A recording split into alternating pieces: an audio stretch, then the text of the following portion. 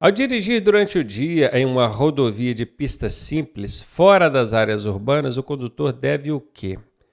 Usar apenas as luzes de neblina? Apenas é casca de banana. Onde tem casca de banana, a gente elimina. 90% de chance da alternativa ser errada. Ligar o farol alto para ser visto de longe.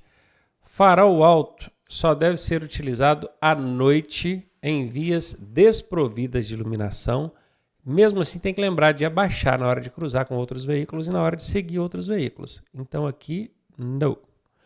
Manter o farol baixo aceso? Ah, bacana. Pode ser essa. Se entender ser necessário, acender o farol alto. Aí, de novo, farol alto durante o dia, não. Anotem isso, tá? Falou farol alto. Farol alto é só à noite. Não existe nenhuma circunstância na legislação de trânsito que exige que você ligue o farol alto durante o dia. Já o farol baixo, sim. Nesse caso aqui, ó, rodovia, pista simples, fora de área urbana, tem que ligar o farol baixo. Letra C, essa aqui está eliminada, tá? Ao ligar para um número de emergência como o SAMU, que é o Serviço de Atendimento Móvel de Urgência, que a gente chama pelo 192, qual das informações a seguir é a mais crucial, esse crucial no sentido de ser importante, tá? Para agilizar o atendimento? O seu nome completo e o número de telefone para contato? Imagine, você acabou de passar a mão no telefone, está ligando lá para o SAMU. Só aconteceu um acidente aqui e coisa e tal. Pode ter certeza, duas coisas que o atendente lá do SAMU não vai te pedir. Seu nome e nem o seu número de telefone para contato. Talvez ele até pergunte seu primeiro nome por questão de comunicação ali. Nossa, seu fulano e coisa e tal. Mas isso não é importante, isso não é crucial para ele agilizar o atendimento, não. Letra A está fora. A localização exata do sinistro. Opa, aí sim. Aconteceu aonde que aconteceu? E aí é a hora que você tem que saber o nome da rua, em frente a qual o número de residência. Tá? Se é numa rodovia, o quilômetro, o marco quilométrico ali dessa rodovia, você fala, estou na rodovia 262, no quilômetro 350, sentido da Vitória, por exemplo. Tem que saber dessa informação. E o número de vítimas. Ele vai perguntar quantas vítimas, como é que foi esse acidente? Foi um ônibus, foi uma moto, como é que foi? Eu vou te perguntar. Isso aqui é crucial. Tanto esse quanto esse. Muito importante, tá? Então, pode ser essa a resposta. O modelo e a cor dos veículos envolvidos no sinistro, com certeza não vai perguntar isso. E se você está aí em dúvida, o que é sinistro, professor? Tem gente que ainda não guardou, né? Sinistro é acidente. É a forma que o Código de Trânsito Brasileiro chama os acidentes de trânsito. Sinistro. Quem foi o culpado pela colisão? Você acha que o pessoal do SAMU, que vai prestar socorro às vítimas, vai ficar perguntando lá no telefone quem foi o culpado pela colisão? Não vai. Está fora. B de bola é a resposta. E aí, tá gostando da aula? Eu sou o professor Ronaldo Cardoso e tenho o caminho das pedras para você chegar à sua aprovação da forma mais suave possível. Se você fizer exatamente o que eu te pedi, eu garanto que você passa. Clique aqui no primeiro link da descrição e vem ser aprovado com a gente. Ao presenciar um sinistro, um acidente de trânsito, você vê um motociclista caído no chão. Consciente. Consciente quer dizer, os olhos são abertos, você conversa com ele, ele responde. Mas ele está reclamando de dor. Qual das seguintes ações é considerada um erro grave que pode piorar muito o estado em que a vítima se encontra? Bora ver?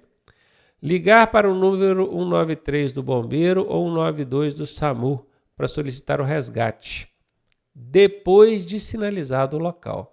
Bom, então eu cheguei e vi o acidente, o sinistro.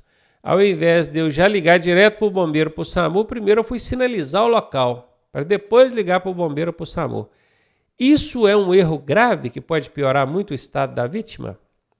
Não é, porque a ordem correta é exatamente essa. Primeiro você tem que sinalizar o local para evitar que outros veículos, se aproximando dali, se envolvam naquele sinistro, né? Então você vai botar lá galhos de árvore, triângulo dos veículos ali, ligar o pisca-alerta, tem que sinalizar para depois ligar. Então tá certinho, primeiro sinaliza, depois liga. Isso aqui não é um erro grave, eu vou eliminar porque a questão está pedindo qual que é o erro grave. Sinalizar o local com um triângulo de segurança. Ok, a uma distância adequada. Ok, isso é um erro grave? Sinalizar o local não é erro grave. Já dissemos isso. Conversar com a vítima para acalmá-la, isso é um erro grave? que você acha? Sim ou não? Não, né? Enquanto o socorro não chega. Então, isso aqui também não é um erro grave. Agora vamos lá. Tentar remover o capacete. Ah, cara, isso aqui, ó. Existem 10 regras sagradas dentro da prestação de primeiros socorros. E dentro dessas 10 regras, uma é: não remova o capacete do motociclista. Não remova. Isso é uma regra sagrada. Você não conhece essas 10 regras sagradas? No nosso curso a gente ensina, bora para cá que eu vou te mostrar. Decorou essas 10? Responde 90% das questões de primeiro socorro, tá? Vale muito. Beleza, então aqui, ó, remover não pode. Não pode. Isso é um erro grave. Como eu estou procurando qual que é o erro grave, está aqui.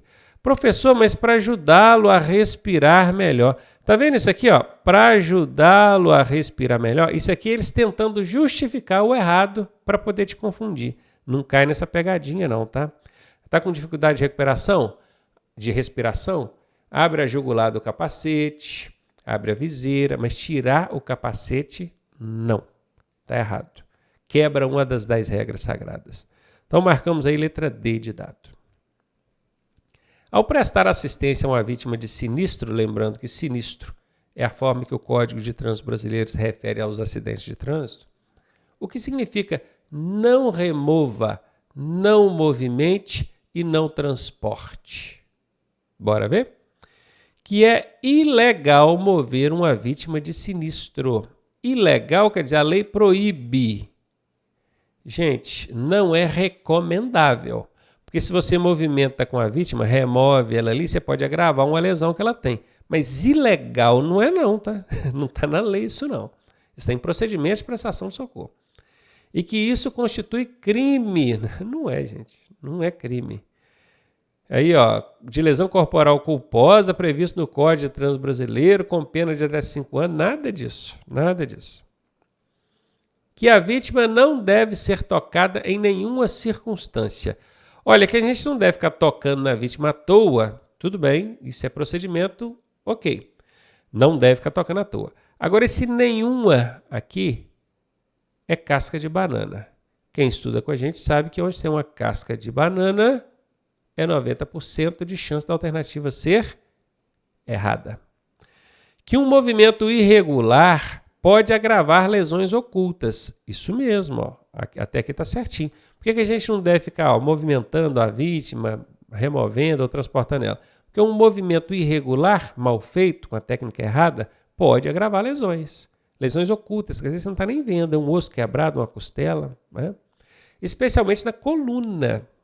Muita gente fica aí cadeirante depois de uma remoção mal feita ali. E por isso deve ser feito por profissionais ou em caso de perigo iminente. Deve ser feito por profissionais, vamos até aqui está certinho, ou em caso de perigo iminente. Ele abriu aqui uma exceção, né? Falou, olha, a não ser que ele estiver ali, caiu dentro de um rio, né? O carro caiu dentro de um rio, o carro está afundando, e aí, você não vai tirar a pessoa lá de dentro porque não pode remover ela? Nesse caso, é claro que existe um perigo iminente, que é um perigo que está acontecendo ou prestes a acontecer, então você não vai. O carro começou a pegar fogo, você não vai tirar a pessoa lá de dentro, porque pode agravar uma lesão dela, vai deixar morrer queimada, entendeu? Então é óbvio que esse ou aqui, ou em caso de perigo iminente, porque nesse caso tudo bem, pode remover. Então aqui está tudo certinho, essa letra C, linda. Letra D, que a vítima deve permanecer exatamente na mesma posição em que foi encontrada até a conclusão da perícia técnica. Perícia técnica não, tá? Perícia técnica não. Muitos dos casos, nem acontece essa perícia, nem vai até o local, muitos dos casos. E quando fala na mesma posição, não é que ela não possa mexer, ela pode mexer, às vezes está numa posição desconfortável, ela mesmo pode virar ali se ela quiser. Agora, na mesma posição, sim? Não. Letra D está fora, C é a resposta. Ao realizar uma conversão à direita, conversão, gente, é virar, tá? Vou virar para a direita. Como o motorista deve posicionar o veículo antes de iniciar a manobra? Deve exprime o sentido de dever, imposição, obrigação. Presta atenção nessas palavrinhas, tá? Porque costumo trocar pelo pode, e pode é diferente de deve. Pode ele faz se ele quiser. Deve ele ter a obrigação. Você entendeu a diferença? Troca uma palavrinha dessa aqui na hora da sua prova e te pega de surpresa. Fica ligado nessas dicas, hein? Então, vamos lá. Como ele deve posicionar o veículo antes de iniciar a manobra? Ele vai virar para a direita, antes de virar ele já tem que posicionar o veículo na pista. Aonde? O mais próximo possível do bordo direito da via. E aí eu vou dizer que está certo. Sabe por que eu vou dizer que está certo? Porque existe um macete, que eu até ensino nas nossas aulas, que é, sempre que você for virar com o veículo, antes de virar, você vai aproximar o máximo que for possível do lado que você quer virar. Então, se você quer virar à direita, você tem que aproximar da direita. Aonde tiver esquerda, cadê a esquerda? Tem esquerda? Mais próximo possível do bordo esquerdo, você já pode eliminar. Porque se você quer virar para a direita, você não vai aproximar da esquerda. Aqui está falando o mais próximo possível do eixo central, quer dizer, do centro da via. Não, centro da via não é direita. Eu tenho uma via aqui. Essa via tem a marcação central. Certo? Se eu quero virar para a direita, antes de chegar aqui na esquina, eu já tenho que posicionar o meu carro o mais próximo que eu tiver da direita. Eu não posso estar no centro da pista aqui, não. Não posso. Então, aqui está errado também. Já eliminei aqui. No meio da faixa para ter mais espaço de manobra. No meio da faixa seria pegando... A faixa é o espaço que o carro está circulando, que é entre a linha divisória e o meio-fio. Então, teria que posicionar aqui no meio da faixa? Não, não é no meio da faixa. É sempre para o lado que ele quer virar. Quer virar à direita? Tem que posicionar à direita. Quer virar à esquerda? Tem que posicionar à esquerda. Então, o que está errado também, sobrou para a gente a letra A. Ao realizar uma conversão à esquerda, conversão à esquerda. Eu quero virar para a esquerda. Virar, esquerda. Em uma via de mão dupla, sem acostamento, qual o posicionamento correto a ser adotado antes de iniciar a conversão? Se eu quero virar para a esquerda, eu tenho que chegar para a esquerda. Se eu quero virar para a direita, eu tenho que chegar para a direita. A única diferença é que quando essa esquerda for de mão única, eu vou chegar todo para a esquerda. Quando ela for de mão única, de mão dupla, eu vou ficar até o meio da pista. E nesse caso ela é de mão dupla. Mão dupla. Então vamos lá. Observar o trânsito, sinalizar com a seta ou gesto de braço, aproximar o máximo possível do bordo direito, aí eu vou eliminar. Porque se eu quero virar para a esquerda, eu não vou aproximar da direita. Já eliminei. Manter o veículo exatamente no meio da sua faixa de trânsito. Faixa de trânsito é o espaço onde o veículo circula. Eu estou sem espaço para desenhar aqui, não vai dar para desenhar não. Mas não é no meio da faixa de trânsito. Utilizar a pista contrária. A pista contrária é a contramão, né? Não é que está falando de mão dupla? Não dá para ser, não. Aproximar-se do eixo central da pista. Por que eixo central? Porque ele quer virar para a esquerda, só que ele não pode passar do eixo central, senão ele vai para a contramão. É mão dupla, não é? Então, aproximar do eixo central da pista ou linha divisória da pista, que é aquela linha que tem no meio ali, sem invadir a contramão, tudo certinho, tá vendo? Sinalizando com a seta a sua intenção. Letra D de dado, uma pena não ter espaço aqui para desenhar isso para vocês. Mas se você não entendeu, até porque a questão é muito grande, volte, analise e ouça a análise de cada uma dessas alternativas para ficar mais fácil o seu entendimento. No sinistro sem vítimas, sinistros é a maneira que o Código de Trânsito Brasileiro chama os acidentes de trânsito, tá? Por que é importante que se registre por foto ou vídeo a dinâmica do ocorrido, além de tomar nota dos dados do outro condutor e veículo? Veja, nós estamos falando aqui de sinistro sem vítima. Se tiver vítima, não pode mexer nos veículos, os veículos têm que ficar na posição que estão, esperar a polícia, perícia, tudo bacaninha. Mas sem vítima é o contrário. Vai lá, tira sua foto, filma, pega os dados tira a foto do outro veículo envolvido, né? Pega na placa dele ali. Se o outro condutor fornecer os dados dele também, contatos, habilitação, melhor ainda, pegue essas informações e libere a pista. O veículo não pode ficar ali no meio da pista atrapalhando o trânsito, não, porque se a polícia chega, ela pode inclusive te multar por isso. Você sabia disso? Pô, bateram no meu carro. Pois é, mas se não tem vítima, não tem que ficar lá no meio da pista atrapalhando o trânsito, não, tem que liberar a pista. Então, bora ver. para ter provas que o resguardem de uma possível demanda judicial. Exatamente, fotografou, filmou, pegou testemunhos, dados do veículo, do outro condutor e pronto, certamente vai ser essa. Para enviar para a oficina mecânica e já obter um orçamento dos reparos. Não é esse o objetivo. Para ter uma lembrança, eu quero ter uma lembrança desse acidente.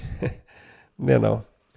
Para postar nas redes sociais, tem muita gente que faria isso, né? Mas também não é, não. Até porque você nem pode ficar postando dados de outro veículo e coisa e tal. Letra A, a resposta. Ao se deparar com um sinistro envolvendo um veículo que transporta cargas perigosas, rapaz, aí é problema, hein? Combustível, produto químico, tóxico, é complicado. Falou que é carga perigosa. Ele é identificado pelo painel laranja. Esse painel laranja é aquela placa laranja que tem na lateral do caminhão que transporta produtos perigosos. Vem com a numeração, você já viu? Ele chama painel de segurança. Mas para você não ter que memorizar, decorar painel de segurança, o Detran foi bacana. Colocou aqui painel laranja. Para você já logo visualizar que mentalmente que esses veículos têm esse painel laranja ali. Qual é o procedimento mais seguro a ser seguido, hein? Manter distância segura, claro. Posicionar de modo que o vento não leve fumaça ou cheiro até você. Claro, boa ideia também essa. Informar aos bombeiros, porque você vai ligar lá no 193, bombeiro, né? 193. Os números que aparecem no painel laranja. Isso é muito importante. Aquela numeração ali que vai ajudar o bombeiro a identificar o tipo de produto. E com isso ele vai te dar instruções importantes sobre o que você pode, o que você não pode fazer, você tem que manter distância, se pode chegar perto, ok? Isso aqui tá lindo, ó. Parece que é a letra A a resposta. Chegar o mais perto que você puder. Cara, produto perigoso, você vai chegar o mais perto que você puder? Vou nem ler o resto. Sinalizar o local com o triângulo a 30 metros. Olha, sinalizar o local com o triângulo, beleza. E aqui fala 30 metros, é no mínimo a 30 metros. Como trata de produtos perigosos, eu colocaria até mais longe. Mas vamos dizer que está certo. E aguardar sempre dentro do seu veículo a chegada do socorro. O problema todo é esse sempre aqui, ó. Imagina que aconteceu o acidente, o caminhão com produto inflamável tombou. E aí, no que tombou, ele fechou toda a pista, chegou um carro, chegou dois, chegou você. E depois de você foi chegando um monte de carro atrás. Você não tem para onde sair com o seu carro ficou preso.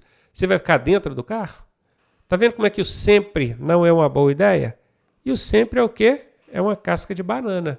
Onde tem casca de banana, a gente já sabe que é 90% de chance da alternativa ser errada. Tentar apagar qualquer princípio de incêndio. Então aqui de novo, ó. Qualquer é casca de banana. Quem estuda com a gente sabe quais são as cascas de banana. São 20 palavrinhas que quando elas aparecem, qualquer uma delas, você já vai chegar lá e vai eliminar a alternativa. Fechou? Nem li o resto, viu? Pois é. Vamos lá na letra A mesmo, que é a resposta. Ao se deparar com uma rotatória sem sinalização regulamentadora, quem tem a preferência, hein? Toda vez que falar de preferência, obrigatoriamente, tem que ser de um lugar sem sinalização. Porque preferências são regras aplicáveis em local que não tem sinalização. Não tem a placa de para, não tem a placa de dê preferência, então eu vou ter que aplicar uma regra. Não precisava colocar sem sinalização regulamentadora. Bastava perguntar de quem é a preferência. Se eu tirar isso aqui, ó, a pergunta já vai ficar compreensível. Mas beleza, bora lá. O veículo que vai entrar na rotatória é quem tem a preferência, gente? Não, né? Nós já aprendemos que regra de preferência são 3. Quem está na rodovia tem preferência sobre quem vai entrar nela. Quem está na rotatória tem preferência sobre quem vai entrar nela. E quando não é rodovia nem rotatória, o veículo que se aproximar pela direita do outro tem a preferência. Como é que está falando de rotatória? Quem vai entrar tem que esperar. A preferência é de quem já está lá dentro. Então aqui está fora. O veículo que vem pela direita do outro até seria o da direita. Mas o da direita, quando não está falando nem de rodovia nem de rotatória, né, gente? Aqui está falando, é rotatória, ó. Então já vou eliminar. O veículo maior ou mais rápido? Nunca foi. Nunca foi a preferência do veículo maior ou mais rápido. O veículo que estiver circulando dentro da rotatória. Pronto, está aí. Essa é a resposta, D de dado. Ao se deparar com uma vítima de sinistro, sinistro é a maneira que o Código de Trânsito chama os acidentes de trânsito, tá? Que não responde e parece não respirar, veja bem, ela não responde. E você olha para ela, parece que ela não está respirando. Essa vítima está inconsciente. Olhos fechados, não reage, você pergunta, ela não responde. Você aproximou dela, não percebeu que ela movimenta com o peito, não faz movimento de quem está respirando. O que uma pessoa sem treinamento, tá? Pessoa sem treinamento. Em reanimação, quando fala reanimação é a boca a boca, aqueles lances. Deve fazer. Informar imediatamente ao SAMU e seguir as orientações do atendente por telefone. Isso aqui está certo, está lindo. Tentar fazer massagem cardíaca de qualquer jeito, olha só. O cara já não tem treinamento, não vai fazer de qualquer jeito. Qualquer é casca de banana. Casca de banana a gente elimina. Tentar acordar a vítima jogando água no rosto ou sacudindo os ombros dela com força. Isso aqui é cena de filme, né? É até engraçado. Para garantir que ela não perca a consciência de forma definitiva. Isso aqui está errado. Não pode jogar água no rosto da pessoa, não. Virar a vítima de lado para que ela possa respirar melhor. Não precisa fazer isso. Isso aqui é o certo, letra A.